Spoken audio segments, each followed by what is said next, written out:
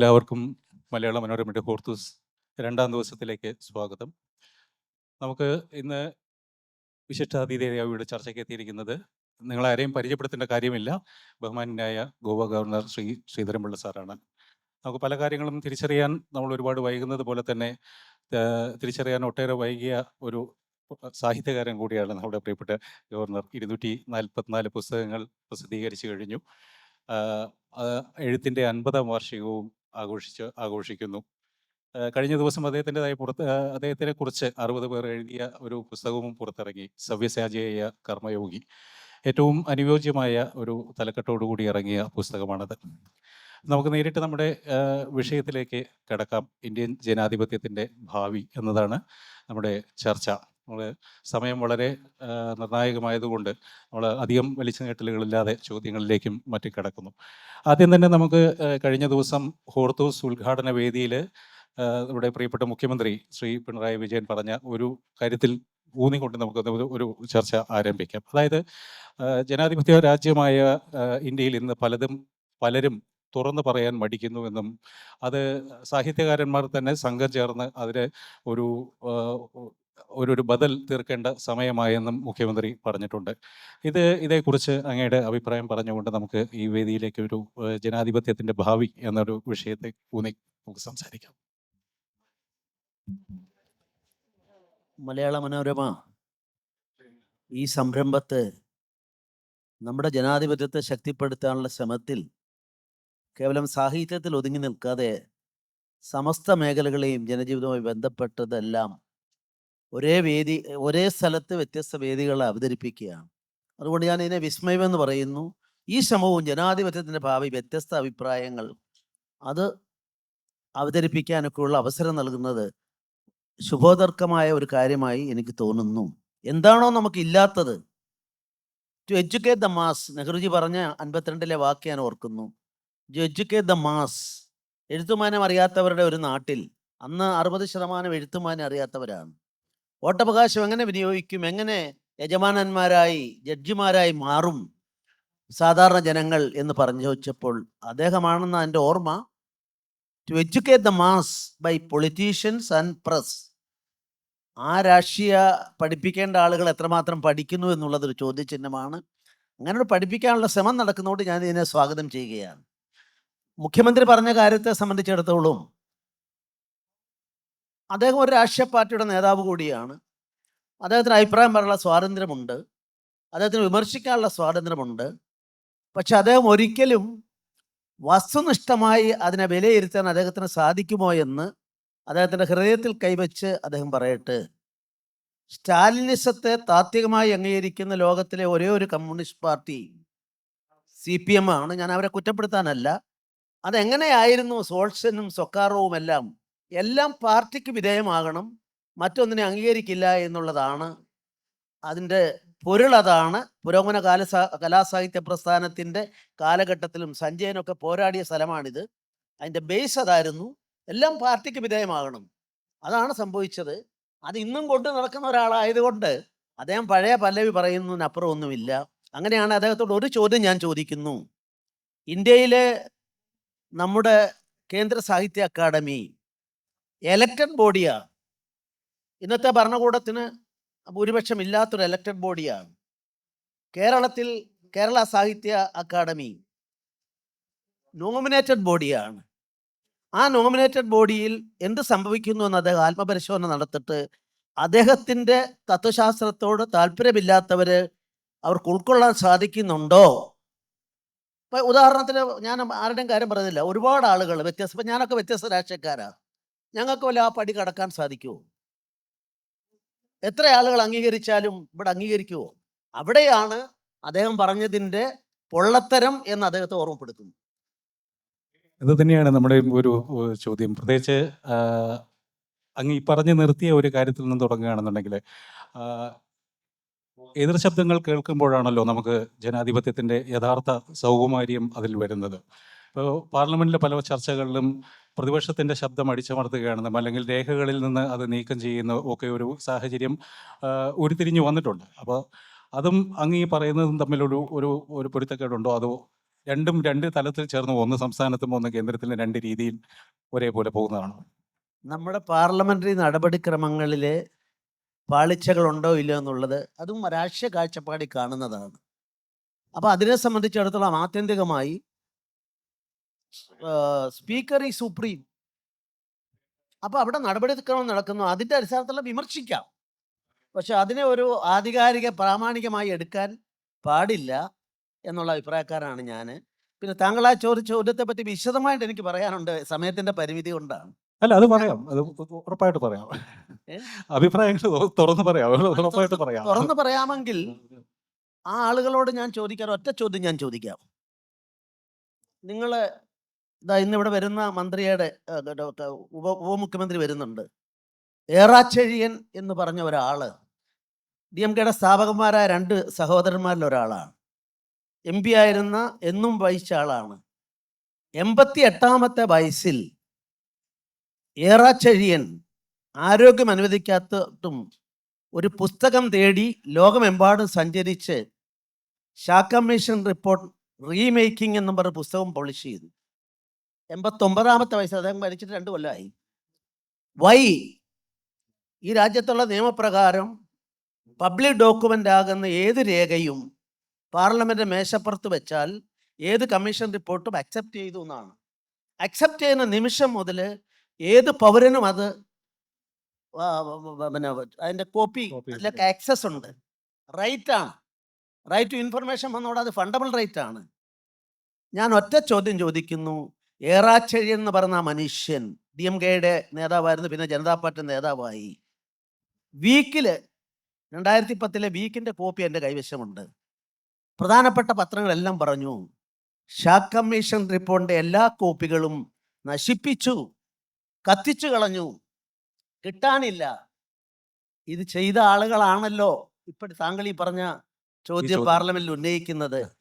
ജനാധിപത്യത്തെ മാത്രമല്ല, ഇന്ത്യയുടെ സംശുദ്ധമായ പൊതുജീവിതത്തിൽ തന്നെ കടക്കൽ കത്തിവെച്ച അന്നത്തെ ഈ ഷാ കമ്മീഷൻ റിപ്പോർട്ടിനെ ഒരു കോപ്പി പോലും ഇല്ലാതാക്കിയ ആ കാലഘട്ടത്തെക്കുറിച്ച് ചർച്ച ചെയ്യാൻ തയ്യാറുണ്ടോ?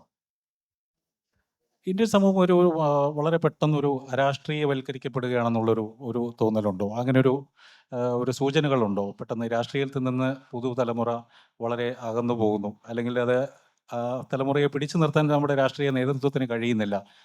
അതൊരു ജനാധിപത്യത്തിൻ്റെ ഒരു പ്രശ്നം കൂടി ആവില്ലേ ഭാവിയിൽ? ഞാൻ അതിനോട് യോജിക്കുന്നില്ല. ഇന്ത്യയിലെ ജനങ്ങൾക്ക് വേണ്ട പൗരബോധമുള്ളവരാണ്. ഓരോ തെരഞ്ഞെടുപ്പുകളും നമ്മളെ മീഡിയകൾ പോലും അത് ശരിയായി അവലോകനം ചെയ്യാറില്ല, സത്യസന്ധമായി അവലോകനം ചെയ്യാറില്ല. ഞാൻ ആരെയും പഴിക്കാനല്ല, ജോഷുവൊക്കെ ഇവിടെ ഇരിക്കുന്നുണ്ട്, എല്ലാ പത്രങ്ങളും ശ്രദ്ധിച്ചു. നമ്മുടെ മാധ്യമങ്ങളുടെ പരാജയമാണ്, പഠിപ്പിക്കേണ്ട അധ്യാപകർക്ക് പറ്റുന്ന പാളിച്ചയാണ് ഈ താങ്കളുടെ ഈ ചോദ്യത്തിലെ ഒരു പ്രധാനപ്പെട്ട ഘടകം എന്ന് ഞാൻ കരുതുകയാണ്. ഞാനൊരു ഒറ്റ ഉദാഹരണം പറയാം. ഈ കഴിഞ്ഞ തെരഞ്ഞെടുപ്പ്, പാർലമെൻറ്റ് തെരഞ്ഞെടുപ്പ്, ഇന്ത്യ ഭരിക്കുന്ന കക്ഷി, ഇന്നത്തെ പ്രധാനമന്ത്രിയുടെ കക്ഷി, ഞാൻ അതിൻ്റെ രാഷ്ട്രീയവശമല്ല പറയുന്നത്, 23 കോടി വോട്ട് അവർക്ക് കിട്ടി. ആ ഒരു പാർട്ടിക്ക് മാത്രം, അദ്ദേഹത്തിൻ്റെ കക്ഷിക്ക് മാത്രം. കഴിഞ്ഞ തവണ കിട്ടിയിരുന്ന 22 കോടിയാണ്. ഇതിനനുസരിച്ചാണ് ജനവിധി ഉണ്ടായത്. ഏതെങ്കിലും കേരളത്തിലെ മാധ്യമങ്ങൾ എടുത്ത് പരിശോധിച്ചാൽ തോറ്റമ്പി പരാജയപ്പെട്ടു എന്ന് പറഞ്ഞുള്ള മെസ്സേജാണ് കൊടുത്തിട്ടുള്ളത്. ഈസ് ഇറ്റ് ഒരു പ്രോപ്പർ ആണോ? ജനങ്ങളെ പഠിപ്പിക്കേണ്ടവരല്ലേ? രണ്ടാമത്തെ കാര്യം ഞാൻ പറയാം, കേരളത്തിൻ്റെ അടിസ്ഥാനത്തിൽ പറയാം. മാറി മാറി 2 മുന്നണികൾ ഇവിടെ അധികാരത്തിൽ വരുന്നു. ആ മുന്നണികൾ ഇലക്ഷൻ കഴിഞ്ഞാൽ LDF or UDF ജയിച്ചു.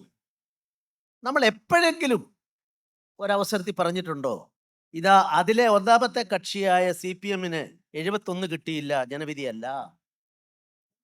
അല്ലെ മറ്റേ മുന്നണിയുടെ കോൺഗ്രസിന് 71 കിട്ടിയില്ല, അതിൽ താഴെ ഉള്ളൂ, ഒരിക്കലും 71 അപ്പുറം അവർക്കൊന്നും കിട്ടിയിട്ടില്ല, അത് ജനവിധിയല്ല എന്നൊരു തിയറി കേരളത്തിൽ എപ്പോഴെങ്കിലും ഏതെങ്കിലും മാധ്യമം പറഞ്ഞിട്ടുണ്ടോ?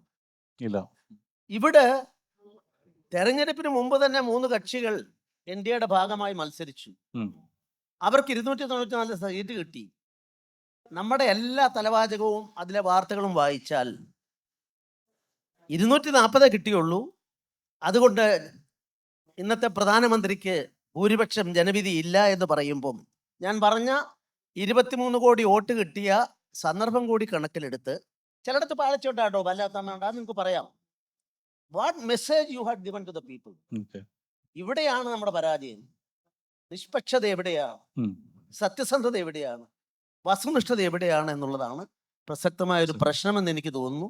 രാഷ്ട്രീയക്കാരായാലും മാധ്യമങ്ങളായാലും സാഹിത്യ നായകന്മാരായാലും ഇതിനോടൊക്കെ നീതി പുലർത്തുമ്പോഴാണ് ഒരു ജനാധിപത്യത്തിൻ്റെ വിജയമുണ്ടാകുന്നത്. എതിരാളിയെ മാനിക്കുമ്പോഴാണ്, എതിരാളിയോട് മാന്യത കാട്ടുമ്പോഴാണ് അതുണ്ടാകുന്നത്. ആ പറഞ്ഞതിൽ നിന്ന് തന്നെ ഒരു ഇതുണ്ട്. അതായത് നമ്മളിപ്പോൾ ഇപ്പോൾ ഏറ്റവും കൂടുതൽ ചർച്ച ചെയ്യപ്പെടുന്നത് ഈ ഒരു രാജ്യം ഒറ്റ തെരഞ്ഞെടുപ്പ് എന്നുള്ള, ഒരു രാജ്യം ഒറ്റ തെരഞ്ഞെടുപ്പ്, വൺ നേഷൻ വൺ ഇലക്ഷൻ എന്നുള്ളൊരു ആ ഒരു ചർച്ച, അതിലേക്ക് നയം വ്യക്തമാക്കിക്കൊണ്ട് സർക്കാർ മുന്നോട്ട് പോകുന്നു. പക്ഷേ അതിനോട് ഒരു വലിയൊരു വിഭാഗത്തിനും എതിർപ്പുണ്ട്. വലിയൊരു വിഭാഗത്തിന് എതിർപ്പെന്ന് പറഞ്ഞാൽ എതിർപ്പുണ്ട്. വലിയ വിഭാഗം എന്നുള്ളത് ചാർത്തി കൊടുക്കുന്നത് ശരിയല്ല. അത് നമ്മുടെ പാർലമെൻറ്റും അതിൽ എൻ്റെ പരിമിതി വെച്ചിട്ട് ഞാൻ പറയാം, നിയമസഭകളും ഒക്കെ നിശ്ചിതം വേണം. ആ ചർച്ചകൾ കഴിയുമ്പോഴേ അതിൻ്റെ പൂർണ്ണരൂപം വരുള്ളൂ.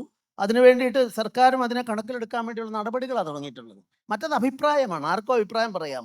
ഇന്ത്യൻ ജനാധിപത്യത്തിൻ്റെ വിശാലത അതാണ്. ഞാൻ അഭിപ്രായത്തെ ഞാൻ പറയുന്നവരെ അല്ല, എതിർക്കുന്നില്ല. ആ അഭിപ്രായങ്ങൾ മാനിക്കപ്പെടുന്നില്ല, അവരുടെ അഭിപ്രായങ്ങൾ മാനിക്കപ്പെടുന്നില്ല എന്നൊരു ഈ ഒരു വലിയ തെറ്റിദ്ധാരണ എന്ന് താങ്കൾ ഈ പറയുന്നത്. ഒരു രാജ്യത്ത് ജനങ്ങളുടെ അഭിപ്രായം പ്രകടമാകേണ്ട വേദി ഏതാ? ജനാധിപത്യത്തിൽ നിയമസഭകളും പാർലമെൻറ്റുമാണ്. അവിടെ ചർച്ച ചെയ്തിട്ട് അത് സെലക്ട് കമ്മിറ്റിക്ക് തന്നെ അങ്ങനെ ഒരു നടപടിക്രമം അതിൻ്റെ പേരിൽ നടക്കുന്നുണ്ട്. അപ്പം അങ്ങനെയുള്ള അവസരത്തിൽ അതിലെടുക്കുന്ന തീരുമാനമാണ് ജനങ്ങളുടെ ഭൂരിപക്ഷം എന്ന് ഞാൻ പറയാൻ ആഗ്രഹിക്കുന്നു. മറ്റുള്ള പ്രക്ഷോഭങ്ങൾക്ക് ഇപ്പം സിറ്റിസൺഷിപ്പ് ബില്ല് വന്നു,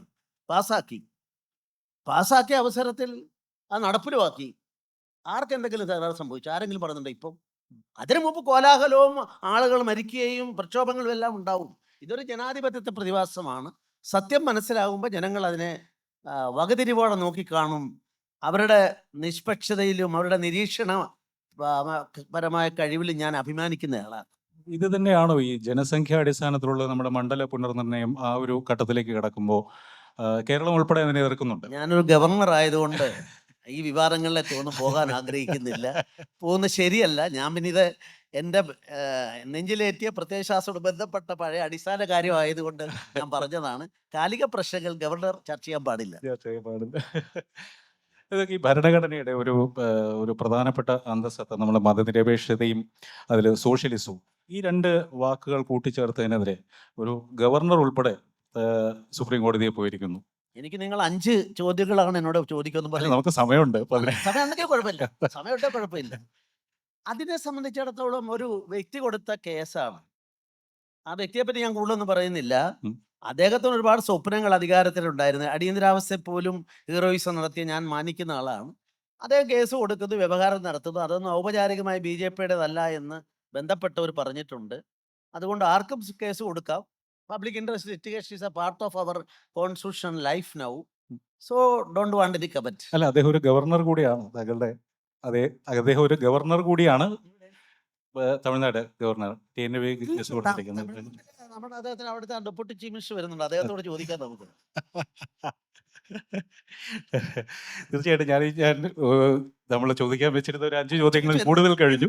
ഇനി നമുക്ക് ഓഡിയൻസിന്റെ നമുക്ക് ചോദ്യങ്ങൾ ഉണ്ടെങ്കിൽ അവർക്ക് തീർച്ചയായിട്ടും ചോദിക്കാം. നമസ്കാരം സാർ, എൻ്റെ പേര് രജിൽ. സമകാലിക രംഗത്തെ രാഷ്ട്രീയ ധ്രുവീകരണം, അതേപോലെ ഡിജിറ്റൽ മേഖലയുടെ ഉപയോഗം, ഇത് ഇപ്പോൾ നമ്മൾ വ്യാപകമായിട്ട് ഉപയോഗിച്ചുകൊണ്ടിരിക്കുകയാണ്. ഇത് ഉപയോഗിച്ചുകൊണ്ടുള്ള രാഷ്ട്രീയ പ്രചരണത്തിന്റെ ഭാവി എന്തായിരിക്കും എന്നാണ് താങ്കൾ കരുതുന്നത്?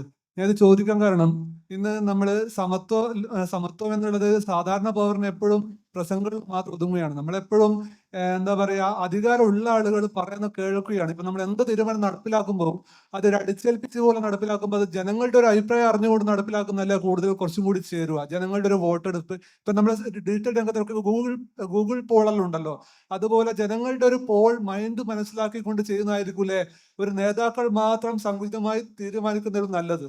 ജനങ്ങളുടെ ഒരു അഭിപ്രായം അറിഞ്ഞിട്ട് വേണ്ടേ നമ്മൾ വലിയ വലിയ ബില്ലുകളൊക്കെ പാസ്സാക്കാൻ? ജനങ്ങളുടെ അഭിപ്രായം അറിയാനുള്ള 2-3 വഴികളുണ്ട്.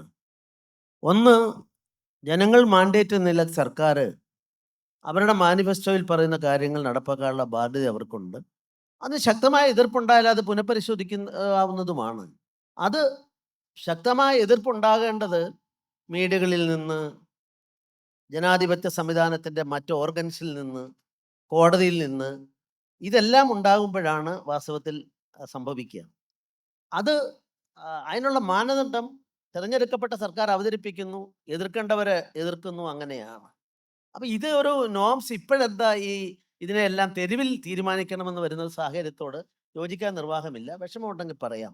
ഞാനൊരു കാര്യം കൂടി ഇവിടെ പറയാൻ ആഗ്രഹിക്കുന്നു. ഇത് ജനാധിപത്യത്തിൻ്റെ ഭാവി എന്നാണ് എനിക്ക് തന്ന വിഷയം. അപ്പം ജനാധിപത്യത്തിൻ്റെ ഭാവിയെപ്പറ്റി ഒരു ചോദ്യം ഇപ്പം വരുന്നില്ല. അപ്പം ഒരു കാര്യം ഞാൻ ഇവിടെ പറയാൻ ആഗ്രഹിക്കുന്നു. നമ്മുടെ ഇന്ത്യൻ ജനാധിപത്യം നമ്മൾ ആരും മാധ്യമ സുഹൃത്തുക്കൾ ഉൾപ്പെടെ എന്തുകൊണ്ടോ ഇതൊന്നും ശ്രദ്ധിക്കുന്നില്ല.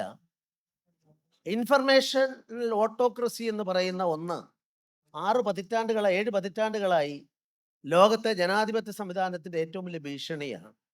അതിനെയാണ് ഇൻഫർമേഷൻ ഓട്ടോക്രസി എന്ന് പറയുന്നത്. നമ്മുടെ ഇന്ത്യ രാജ്യം, എന്നോടുള്ള രണ്ടാമത്തെ ചോദ്യം അതായിരുന്നു. ചുറ്റുപാടുമുള്ള രാജ്യങ്ങളെല്ലാം അരാഷ്ട്രീയവൽക്കരണം, നമ്മുടെ അയൽ രാജ്യങ്ങളിൽ ജനാധിപത്യം പരാജയപ്പെടുന്നു, നമ്മുടെ ജനാധിപത്യ ഭാവി ഇതാണ് എനിക്ക് എഴുതി തന്നത്. ഞാൻ അതുകൊണ്ട് ആ കാര്യം പറഞ്ഞതിന് ശേഷം നിങ്ങൾക്ക് ചോദിക്കാം. അവിടെ ഇന്ത്യൻ ജനാധിപത്യം, ഇന്ത്യ ഇപ്പോഴും നമ്മളെല്ലാവരും പറഞ്ഞു ഏതൻസും അതുപോലെ തന്നെ ഗ്രീസും ഒക്കെ ആയിരുന്നു ജനാധിപത്യത്തിൻ്റെ മദർ എന്ന് പറയുന്നത്. 77 ശേഷം എൻ്റെ ഏറ്റവും പ്രിയപ്പെട്ട സുഹൃത്ത് ഇവിടെ ഇരിക്കുന്നുണ്ട്, 77 കാര്യം പറയുമ്പം. അതിനുശേഷമാണ് ഇന്ത്യ ലോക ജനാധിപത്യത്തിൻ്റെ മാതാവെന്നുള്ള സ്ഥാനത്തേക്ക് ലോകത്തിലെ വലിയൊരു വിഭാഗം ആളുകൾ അംഗീകരിക്കാൻ തുടങ്ങിയിട്ടുള്ളത്. അത് നമ്മൾ ചിന്തിക്കുമ്പോഴാണ് നമ്മുടെ നാട്ടിലെ മഹാജനപത്സ് 6-ാം നൂറ്റാണ്ടിൽ, സർപ്പാഞ്ചസ് 6-ാം നൂറ്റാണ്ടിൽ, അതുകൊണ്ടുള്ള നമ്മുടെ 12-ാം നൂറ്റാണ്ടിലെ ബസവേശ്വരൻ്റെ വിളിച്ചുകൂട്ടിയ പാർലമെൻറ്റ് കർണാടകത്തിലെ, ഇതെല്ലാം ചരിത്രത്തിൻ്റെ ഭാഗമാണ്. ഇത് പുതിയ കുട്ടികളിലേക്ക് എത്തിക്കണ്ടേ? എന്തുകൊണ്ട്? ഇതൊക്കെ കൊണ്ടാണ് ഇന്ത്യയെ ലോകത്തിൻ്റെ ജനാധിപത്യത്തിൻ്റെ മാതാവായി ഇപ്പോഴ് എല്ലാവരും അംഗീകരിക്കുന്നത്. പക്ഷെ ഇതൊന്നും അംഗീകരിക്കാൻ, അതിലേക്കൊന്നും പോകാൻ ആനുകാലിക സാഹചര്യങ്ങൾ നടക്കുന്നില്ല. എന്താ അതിൻ്റെ കാരണം എന്നുള്ളതിനെ പറ്റി ഞാൻ പറയുന്നില്ല. അപ്പം അങ്ങനെ ചിന്തിക്കുമ്പോഴാണ് ഇലക്ട്രൽ പൊളിറ്റിക്സ് അംഗീകരിച്ചുകൊണ്ട് ജനാധിപത്യത്തിൻ്റെ ഏറ്റവും മഹത്വമുള്ളൊരു നാടായി ഇന്ത്യ മാറി. ഒരു പക്ഷേ ലോകത്തെ ഏറ്റവും വലിയ ജനാധിപത്യ രാജ്യമായി നമ്മൾ അംഗീകരിക്കുമ്പം നമ്മളെല്ലാവരും ആലോചിക്കേണ്ട ഒരു വിഷയമുണ്ട്. ഇന്ത്യയിലെ എഴുത്തും വായന പോലും അറിയാത്ത മാധ്യമങ്ങളുടെ എല്ലാ പ്രവർത്തനങ്ങളെപ്പറ്റി വിലയിരുത്തേണ്ട ഒരു കാലഘട്ടമായിരുന്നു 75-77. 75-ൽ 3 നിയമങ്ങൾ പാർലമെന്റിൽ കൊണ്ടുവന്നു. ഒന്ന് പത്രമാരണ നിയമം, 75-76-ലെ 3 നിയമങ്ങളാണ് ഞാൻ പറയുന്നത്. അതിനുശേഷം പാർലമെന്റ് റിപ്പോർട്ടിംഗ് റെസ്ട്രിക്ഷൻ ആക്ട്, 3-ാമത്തെ നിയമം പ്രസ് കൗൺസിൽ ഓഫ് ഇന്ത്യയുടെ അവകാശങ്ങളെ എടുത്തു കളഞ്ഞുകൊണ്ട് ഉള്ള നിയമം. ഈ 3 കരിനിയമങ്ങളും പാസ്സാക്കിയതോടുകൂടിയാണ് നിങ്ങൾക്ക് ഒരാളെ പിടിച്ചു കൊണ്ടുപോയി കൊന്നാൽ പോലും HR ഖന്നയുടെ മുമ്പിൽ നിരണ്ടെ എന്ന അറ്റോർണി ജനറൽ ചോദിച്ചൊരു ചോദ്യമുണ്ട്. HR ഖന്ന ചോദിച്ചു, നിങ്ങളുടെ ഒരു പോലീസുകാരൻ നിങ്ങളെ പിടിച്ചു കൊണ്ടുപോയി വ്യക്തിവിരോധത്തിന് കൊന്നാൽ can he approach this court എന്ന് ചോദിച്ചപ്പം എമർജൻസിയുടെ കാലഘട്ടത്തിൽ അതിന് അവകാശമില്ല എന്ന് പറഞ്ഞു. ഇവിടെ തമ്പാൻ തോമസിനെ പിടിച്ചിട്ടപ്പം CK മേനോൻ, അന്നത്തെ CK മേനോൻ അഡ്വക്കേറ്റ് ജനറൽ, അതും പഴയ CPI MP ആണ്, അദ്ദേഹത്തോട് ഇതേ ചോദ്യം കേരള ഹൈക്കോടതി ചോദിച്ചു. നോ എന്ന ആൻസർ കിട്ടി. ഇവിടെയാണ് ജനാധിപത്യം തകർക്കപ്പെട്ടത്. അവിടെയാണ് ഞാൻ ഈ പറയാൻ ആഗ്രഹിക്കുന്ന ഇൻഫർമേഷൻ ഓട്ടോക്രസി എന്ന് പറയുന്നത്. ഇന്ത്യ രാജ്യമാണ് ആദ്യമായിട്ട് ഇൻഫർമേഷണൽ ഓട്ടോക്രസി. ഇപ്പം ചൈനയിൽ എതിർത്ത ആൾക്കാരെ സംബന്ധിച്ചിടത്തോളം ടിയാമൻ സ്ക്വയറിൽ എല്ലാവരെയും 1000 ആൾ ചത്തോ 10,000 ചത്തോ വ്യത്യസ്ത അഭിപ്രായം BBC-ക്കല്ല, അവിടെ ഞാൻ അതിലേക്ക് കിടക്കുന്നില്ല. പക്ഷെ എതിർത്ത ആളുകൾ അവർ പറഞ്ഞെന്താ, ഞങ്ങൾക്ക് കുറെ കൂടെ സ്വാതന്ത്ര്യം വേണം, അഴിമതിക്കെതിരായിട്ട് എന്തെങ്കിലും നടപടി വേണം. ഇത് രണ്ടുമല്ല ആവശ്യപ്പെട്ടത്. അവരെ ടാങ്ക് കയറ്റി കൊല്ലുകയും ഒക്കെ ചെയ്യുമ്പം ഞാൻ പറയും ഓട്ടോക്രസി അങ്ങനെ പോകുന്നു. നമ്മുടെ മ്യാൻമറിൽ ഇപ്പം സംഭവിച്ചെന്താ, ബംഗ്ലാദേശിൽ സംഭവിച്ചതെന്താ, പാകിസ്ഥാനിൽ സംഭവിച്ചതെന്താ, നമ്മുടെ അയൽ രാജ്യങ്ങളിലും ഇത് പോകുമ്പോൾ അത്തരത്തിൽ കൂട്ടക്കൊല നടത്താതെ ഏകാധിപത്യം അടിച്ചേൽപ്പിച്ച കാലഘട്ടം 21 മാസം അതിൻ്റെ വ്യക്തിമാണ് എൻ്റെ മുമ്പിൽ ഇരിക്കുന്ന ഒരാൾ. അവിടെയാണ് ഡെമോക്രസിക്കുണ്ടായ അപകടം. അതല്ലാതെ അതിനുശേഷം ഏത് നിയമനിർമ്മാണം ഇന്ത്യ നടത്തിയിട്ടുള്ളത്? ആ 3 നിയമങ്ങളെയും 77-ൽ LK അദ്വാനി അത് റദ്ദ് ചെയ്ത് പഴയത് സ്ഥാപിച്ചത് കൊണ്ടാണ് എനിക്കിന്ന് നിങ്ങളോട് സംസാരിക്കാൻ സാധിക്കുന്നത്. ഇല്ലെങ്കിൽ എന്താകുമായിരുന്നു? അവിടെയും നമ്മൾ മീഡിയ സുഹൃത്തുക്കളോട് എനിക്ക് പറയാനുള്ളത്, നമ്മൾ ഒരു അടിസ്ഥാനപരമായി പഠിക്കേണ്ട ഒരു വിഷയം അതിലുണ്ട്. അന്നത്തെ ഏകാധിപത്യത്തിന് അനുകൂലമായി കേരളത്തിൽ നിന്ന് 20 പേരും 77-ൽ വിധി എഴുതി. തമിഴ്നാട്ടിൽ അന്ന് ADMK അന്നത്തെ അതിൻ്റെ ഭാഗമായിരുന്നു. അവർക്കാണ് 40 സീറ്റിൽ 34 സീറ്റും കൂട്ടിക്കൊണ്ട് ഏകാധിപത്യത്തിന് അനുകൂലമായിട്ട് നിന്നു. നമ്മുടെ കർണാടകത്തിൽ 28 സീറ്റിൽ 26 നൽകിക്കൊണ്ട് അതിൽ നിന്നു. എൻ്റെ ഗോവയിൽ പൂർണ്ണമായി എല്ലാ സീറ്റും അതിന് അനുകൂലമായി. ആന്ധ്രാപ്രദേശിൽ 90% സീറ്റും അനുകൂലമായി. അപ്പം ജനവിധിയുടെ മാനദണ്ഡം എന്താ? സാധാരണ ജനങ്ങളാണോ, എഡ്യൂക്കേറ്റഡ് ആയിട്ടുള്ള ആൾക്കാരാണോ? ഈ ചോദ്യത്തിൻ്റെ ഉത്തരം തേടുമ്പോഴാണ് പശു ബെൽറ്റ് എന്ന് പറയുന്ന 10 സംസ്ഥാനങ്ങൾ, ഞാൻ പേരൊന്നും പറയുന്നില്ല, എൻ്റെ ഒരു പുസ്തകത്തിൽ ഡാർക്ക് ഡേയ്സ് ഓഫ് ഡെമോക്രസിയിൽ അതിൻ്റെ എല്ലാ ഡീറ്റെയിൽസും കൊടുത്ത് ഞാൻ പഠിച്ചത് കൊണ്ട് പറയാം. 230 സീറ്റ് ഉണ്ടായിരുന്നു. 1971-ലെ തെരഞ്ഞെടുപ്പിൽ ബംഗ്ലാദേശ് കഴിഞ്ഞപ്പോൾ ആ 230-ൽ 221 സീറ്റും അന്നത്തെ പ്രധാനമന്ത്രിയുടെ അന്നത്തെ രാജ സംവിധാനത്തിന് കൊടുത്തു. അടിയന്തരാവസ്ഥ കഴിഞ്ഞ് തെരഞ്ഞെടുപ്പ് നടത്തേണ്ടത് 1 കൊല്ലം നീട്ടി ഇന്ത്യയുടെ ചരിത്രത്തിൽ. ആ കിട്ടിയ അവസരത്തിൽ 77-ലെ തെരഞ്ഞെടുപ്പിൽ 230 സീറ്റിൽ 2 സീറ്റ് ഒഴികെ ബാക്കി മുഴുവൻ കൊടുത്തത് കൊണ്ടാണ് 77-ലെ രാഷ്ട്രീയ മാറ്റം ഉണ്ടായത്, മൊറാർജി ദേശായിയുടെ ഒക്കെ ഉണ്ടായത്. എൻ്റെ രാഷ്ട്രീയ തലമല്ല ഞാൻ പറയുന്നത്. അപ്പം അതുകൊണ്ടാണ് വാഷിംഗ്ടൺ പോസ്റ്റൊക്കെ അന്ന് എഴുതിയത്, ബാർബറിക് സ്റ്റേറ്റ് അല്ല ഇന്ത്യ, അവർക്ക് വിദ്യാഭ്യാസ വിവരമില്ല, പാമ്പിനെ പാമ്പ് കാട്ടുജാതിക്കാരെ പോലെയാണെന്നൊക്കെ പറഞ്ഞവർ മാറ്റിയിട്ട് ലോകത്തിലെ ഏറ്റവും ജനാധിപത്യ ബോധമുള്ള ആളുകളെന്ന് പറഞ്ഞത് ഈ പശു ബെൽറ്റ് എന്ന് പറഞ്ഞ് ആക്ഷേപിക്കുന്ന 10 സംസ്ഥാനങ്ങളിലെ ജനങ്ങൾ അവസരത്തിനെത്ത് ഉയർന്നത് കൊണ്ടാണ്. അതിനുശേഷം 80 വന്നപ്പോൾ അവർ തന്നെ ആരാണോ പിന്നെ തെറ്റ് ചെയ്തത് അവരെ മാറ്റിമറിക്കാൻ സ്ഥാപിച്ചായിട്ട് 80-ലെ തെരഞ്ഞെടുപ്പ് നമ്മളോട് തെളിയിക്കുന്നു. ഇത് വല്ലതും നമ്മൾ സ്റ്റഡി ചെയ്യാറുണ്ടോ? അപ്പം മീഡിയകളാണോ നിശ്ചയിക്കുന്നത്? അപ്പം നമ്മുടെയൊക്കെ ശ്രീധരൻപിള്ളയുടെയും എല്ലാം നമ്മുടെ നേതാക്കന്മാർക്കെല്ലാം കിട്ടാൻ മാധ്യമങ്ങൾക്ക് സാധിക്കും. മാധ്യമങ്ങൾ ആത്മാർത്ഥമായി പ്രവർത്തിക്കുന്നു, ഞാൻ അതിനെ കുറ്റപ്പെടുത്തുകയല്ല. ഇവിടെയാണ് ഇൻഫർമേഷൻ ഓട്ടോക്രസി എന്ന് പറഞ്ഞ് ഒന്ന് വരുന്നത്. അപ്പം അദ്ദേഹം ചോദിച്ച ആദ്യത്തെ ചോദ്യത്തിൽ ഒരു ഹിന്റ് എനിക്ക് മനസ്സിലായി. ഞാൻ ചോദിക്കട്ടെ, ഈ ഇപ്പോഴത്തെ സർക്കാർ വന്ന ശേഷം, ഞാൻ സർക്കാരിൻ്റെ വ്യക്താവല്ല, ഗവർണർ ആയതുകൊണ്ട്, പക്ഷേ ഏതെങ്കിലും ഒരു സംഭവത്തിൻ്റെ പേരിൽ ഒരു നിയമം നിർമ്മിച്ചുകൊണ്ട് ജനങ്ങളുടെ ഇത്തരത്തിലുള്ള മാധ്യമ സ്വാതന്ത്ര്യവും മറ്റു സ്വാതന്ത്ര്യങ്ങളുമെല്ലാം നിയന്ത്രിക്കാൻ നടത്തിയ ഒരു ശ്രമമെങ്കിലും ഔപചാരികമായി കോടതിയിലോ പാർലമെൻറ്റിലോ അല്ലെങ്കിൽ റെസൊല്യൂഷൻ വഴിയോ നടത്തിയ ഒരു ശ്രമമെങ്കിലും പറയാൻ സാധിക്കുമോ? നോട്ട് ഇവൻ എ സിംഗിൾ ഇൻസിഡൻറ്റ്. 12 കൊല്ലക്കാലം അദ്ദേഹം ചെയ്ത ഗുജറാത്ത് സംഭവമൊക്കെ അദ്ദേഹത്തോടൊക്കെ ബന്ധപ്പെട്ടൊക്കെ ചിത്രീകരിക്കാൻ സ്വാതന്ത്ര്യമുണ്ട്, ഞാനതിനെ എതിർക്കുകയല്ല.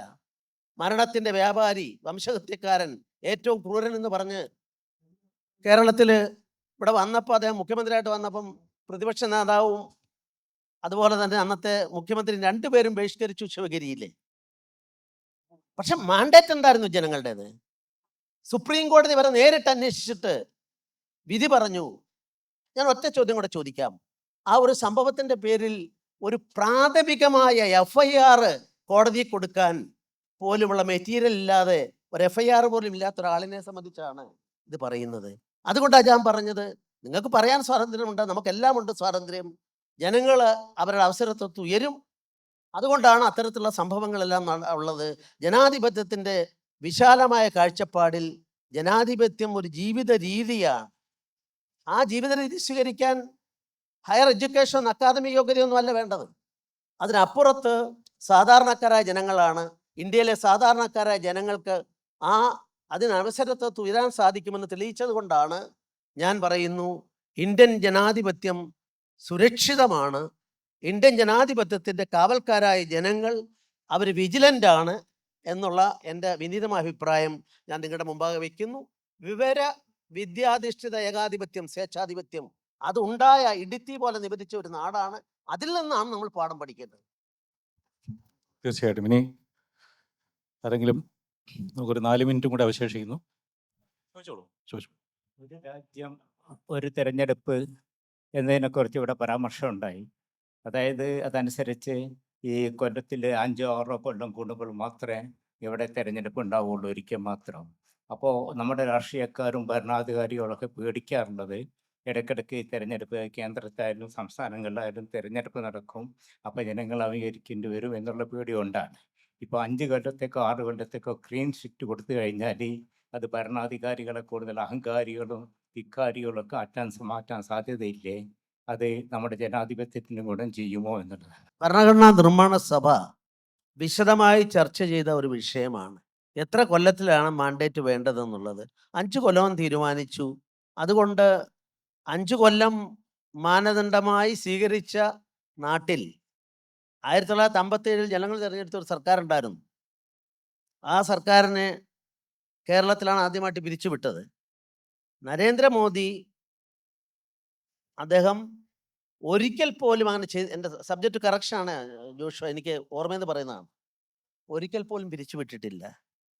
ആർട്ടിക്കിൾ 356 ഉപയോഗിച്ചപ്പം അന്ന് അതിനെതിരായി ഏറ്റവും ശക്തമായി വന്ന ഓൾ ഇന്ത്യ ലെവലിൽ ശ്രദ്ധിക്കപ്പെട്ടത് സവർക്കറുടെ അഭിപ്രായമായിരുന്നു എന്നുള്ള കൂടി ഓർക്കേണ്ടതുണ്ട്.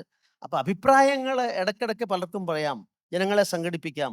ആ ജനങ്ങളെ സംഘടിപ്പിച്ച 5000 ആൾ പ്രകടനം നടത്തി, അഭിപ്രായം പറഞ്ഞു, മീഡിയകൾ അഭിപ്രായം പറഞ്ഞു. അതുകൊണ്ട് തെരഞ്ഞെടുപ്പ് 5 കൊല്ലത്തിനിടയ്ക്ക് ഇടയ്ക്ക് നടത്തണമെന്നുള്ള ഒരു തിയറി ഇന്ത്യയെ സംബന്ധിച്ചിടത്തോളം ഒരു അവകാശങ്ങളുടെ പട്ടികയിലോ പരിഗണിക്കേണ്ട വിഷയത്തിലോ ഭരണഘടനാ നിർമ്മാണ സഭ ചെയ്തിട്ടില്ല. മറിച്ചാണ് വേണ്ടതെങ്കിൽ അതിന് നമ്മുടെ പാർലമെൻറ്റ് ഒറ്റയ്ക്ക് ചെയ്യാൻ പറ്റില്ല.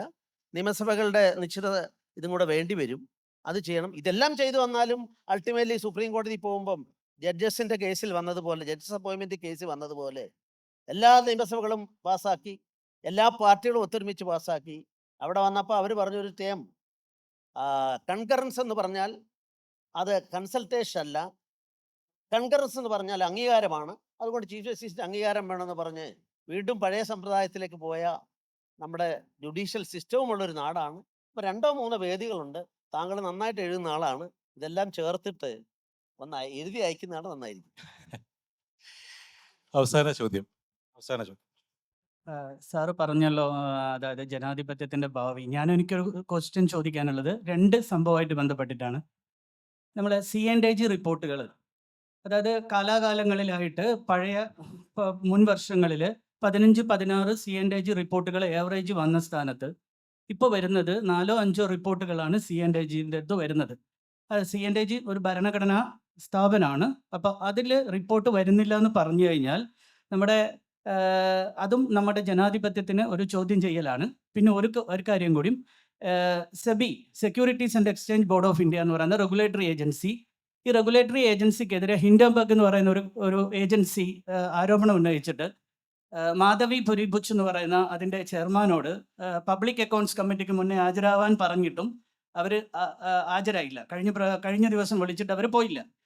അപ്പോൾ ഇത് 2 സംഭവങ്ങളും വളരെ റിലവൻ്റ് ആയിട്ട്, ഇതും നമ്മുടെ ജനാധിപത്യത്തിൻ്റെ ഒരു ഭാവിക്ക് പ്രശ്നം ഉണ്ടാക്കുന്ന കാര്യമല്ലേ സാർ? ഒന്ന്, CAGയെ സംബന്ധിച്ചിടത്തോളം it is not under the control of the government. Semi സ്വാതന്ത്ര്യമുള്ള സംവിധാനമാണ്. നമ്മുടെ ജുഡീഷ്യലായിട്ടുള്ള പലതും ഉണ്ടല്ലോ, മറ്റേ ബോഡികൾ, അതുപോലുള്ള സെമി ഗവൺമെൻറ്റിൻ്റെ അല്ല, സെമി ഇൻഡിപെൻഡൻ്റ്. അപ്പോൾ യൂണിവേഴ്സിറ്റി ഇൻഡിപെൻഡൻ്റ് ആണ്, ഓട്ടോണമസ് ആണ്. അപ്പോൾ അതുപോലെ ഓട്ടോണമസ് ഉള്ള ഒരു സ്ഥാപനമാണ്. അവരെ 15 റിപ്പോർട്ട് കൊടുക്കുന്നത് 5 കൊടുത്തുള്ളൂ 6 കൊടുത്തുള്ളൂ എന്നുള്ളത് ഗവൺമെൻറ് ഡയറക്റ്റായിട്ട് അതിൽ ഇടപെടാൻ സാധിക്കില്ല.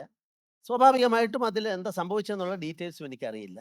രണ്ടാമത്തെ കാര്യം, താങ്കൾ പറഞ്ഞ സ്ഥാപനം, ഇന്ത്യ ഇന്ന് ലോകത്തിലെ ഏറ്റവും ഗ്രോത്ത് റേറ്റിൽ ഒന്നാമത് നിൽക്കുകയാണ്. ഈ ഗ്രോത്ത് റേറ്റിൻ്റെ ഒക്കെ പറയുമ്പോൾ എനിക്കറിയില്ല, നമ്മുടെ ആളുകൾ ആരും പഠിക്കുന്നില്ല. ഇന്ത്യയിലുണ്ടായ മാറ്റത്തിൻ്റെ ഒരു പ്രധാനപ്പെട്ട കാരണം ആരും മനസ്സിലാക്കുന്നില്ല. എങ്ങനെ പോയാലും ഇന്ത്യ 5-6 കൊല്ലം ഈ ഗ്രോത്ത് റേറ്റ് മുന്നോട്ട് പോകുന്ന ഉറപ്പാണ്. അതിന് ഞാൻ ഇപ്പോൾ പത്രമാധ്യമങ്ങളുടെ മുമ്പിൽ പറഞ്ഞാൽ കോവിഡിനെ ന്യായീകരിച്ചു എന്ന് പറയും. കോവിഡ് നമുക്ക് വലിയ നഷ്ടമുണ്ടാക്കി. പക്ഷെ കോവിഡിനെ സംബന്ധിച്ചുള്ള ഒരു അനാലിസിസ് ഇന്ത്യയിൽ സംഭവിച്ചത്, നമ്മുടെ ബിസിനസ് മാഗ്നറ്റ്സ് ആയിട്ടുള്ള ഏറ്റവും സമർത്ഥരായ ആളുകൾ, അവരെല്ലാം എപ്പോഴും അവർ ചിന്തിച്ചുകൊണ്ടിരുന്നത് അവരുടെ സ്ഥാപനത്തിൽ ഇപ്പോൾ 100 കോടി വിറ്റുവരവാണ്. അത് 200 കോടിയാക്കണം, 300 കോടിയാക്കണം. അവരുടെ പരക്കം പാച്ചിലായിരുന്നു.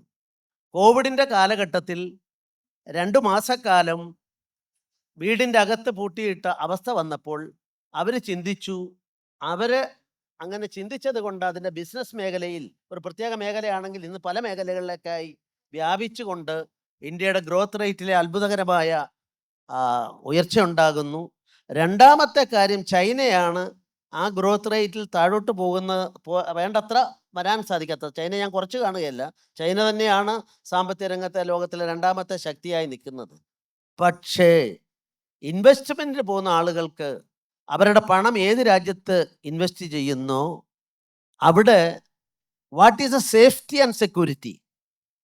ഒരു ജനാധിപത്യ രാജ്യമായ ഇന്ത്യയിൽ, ഇൻഡിപെൻഡൻറ്റ് ജുഡീഷ്യറി ഉള്ള ഒരു ഇന്ത്യയിൽ, പൗരസ്വാതന്ത്ര്യങ്ങൾ അംഗീകരിക്കുന്ന ഒരു രാജ്യത്ത് നാളെ അവർ പണം മുടക്കി എന്ത് വന്നാലും ഈ ഗവൺമെൻറ്റിനെയോ ഈ സംവിധാനത്തെയോ എതിരാളിയെയോ കോടതിയിൽ പോകാൻ അവകാശമുണ്ട്. അവരെ ചോദ്യം ചെയ്യാൻ പാർലമെൻറ്റിൽ ഉൾപ്പെടെയുള്ള ഉന്നയിക്കാൻ അവകാശമുണ്ട്. സ്വതന്ത്രമായി എഴുതുന്ന നമ്മുടെ മാധ്യമങ്ങളുണ്ട്. ചൈനയിൽ ഇതൊന്നും ഇല്ലാത്തത് കൊണ്ട് ചൈനയിലെ ഇൻവെസ്റ്റ്മെൻറ്റ് കുറയുന്നു. അവർ ഏറ്റവും കൂടുതൽ ഇന്ത്യക്കെതിരായിട്ട് തിരിയാനുള്ള കാരണം അതാണ്. പക്ഷെ എന്നിട്ടും ഇന്ത്യ മുന്നോട്ട് പോവുകയാണ്. ഞാൻ പോകുമെന്ന് പറയുമ്പോൾ ഒരുപാട് പ്രശ്നങ്ങളുണ്ട്. സാമ്പത്തിക രംഗത്തുള്ള പലതരത്തിലുള്ള ബുദ്ധിമുട്ടുകളുണ്ട്, ഇല്ലെന്നൊന്നും ഞാൻ പറയുന്നില്ല. അല്ലാണ്ട് നമ്മുടെ ലക്ഷ്യം അച്ചീവ് ചെയ്തെന്നും പറയുന്നില്ല. പക്ഷെ ഗുണകരമായൊരു മാറ്റം ഇപ്പോൾ ഉണ്ടാകുന്നു. ആ മാറ്റം ഞാൻ ഈ പറയുന്നത് പോലെ ഇന്ത്യ നമ്മുടെ കോവിഡിനെതിരായിട്ടുള്ള വാക്സിനേഷൻ ഉൾപ്പെടെയുള്ള കാര്യങ്ങളിൽ എല്ലാം ഉണ്ടായ മാറ്റം, ഈ മാറ്റമാണ്, അത് ഇന്ത്യയിലെ ജനങ്ങളുടെ വിജയമാണ്. അത് മുന്നോട്ട് പോയാൽ ഇന്ത്യ ലോകത്തിലെ ഇപ്പം 2029 3ാമത്തെ ശക്തിയാകുമെന്നാണ് പറഞ്ഞത്. ഇപ്പം നമ്മൾ 6ാം സ്ഥാനത്ത് നിന്ന് 5ാം സ്ഥാനത്തേക്ക് വന്നപ്പം ബ്രിട്ടനാണ് പിന്നോട്ട് പോയത്. ഏഷ്യയിലെ 3ാമത്തെ നമ്മളാകുമ്പം ജപ്പാനാണ് പിന്നോട്ട് പോയത്. ചെറിയ കാര്യമല്ല. ഇതിനെയൊക്കെ വിശാലമായി കാണുകയാണ് വേണ്ടത്. അതിനെതിരായിട്ടുള്ള അന്താരാഷ്ട്ര ശക്തികളാണ് താങ്കൾ പറഞ്ഞ ഈ സംവിധാനം. എനിക്കറിയില്ല, കേരളത്തിൽ മാത്രമാണ് ഇതിനെ ഇങ്ങനെ ഉയർത്തിപ്പിടിച്ചുകൊണ്ട് പോകുന്നത്. അപ്പം ഇത് നമ്മൾ സംബന്ധിച്ചിടത്തോളം ഇന്ത്യയെ വെച്ചു പൊറിപ്പിക്കില്ല. ഇന്ത്യ വളരാൻ പാടില്ല എന്ന് ആഗ്രഹിക്കുന്ന ശക്തികളുണ്ട്. ഭരണകൂടത്തെ എതിർക്കാം, ബ്യൂറോക്രസി എതിർക്കാം, പ്രസിനെ എതിർക്കാം, എല്ലാം എതിർക്കാം. പക്ഷെ രാജ്യ താല്പര്യങ്ങൾ വരുമ്പോൾ ഒത്തൊരുമിച്ച് നിൽക്കണം എന്നുള്ളതാണ് എൻ്റെ എളിയ അഭിപ്രായം. തീർച്ചയായും നന്ദി. സാഹിത്യവും രാഷ്ട്രീയവും വ്യവഹാരവും എല്ലാം നിറഞ്ഞു നിൽക്കുന്ന ഒരു മനസ്സിൽ നിന്ന് ഇത്രയും വ്യക്തമായിട്ടുള്ള കാഴ്ചപ്പാടുകൾ നമ്മളോടൊപ്പം പങ്കുവച്ച് 1 മണിക്കൂറോളം മലയാള മനോരമയുടെ ഹോർത്തൂസുമായി സഹകരിച്ച ബഹുമാന്യനായ ഗവർണർ ശ്രീധരൻപിള്ളയ്ക്ക് കൂടി ഓരോരുത്തരുടെയും പേരിൽ ഒരിക്കൽ കൂടി നന്ദി പറഞ്ഞുകൊണ്ട് നിർത്തട്ടെ. Thank you.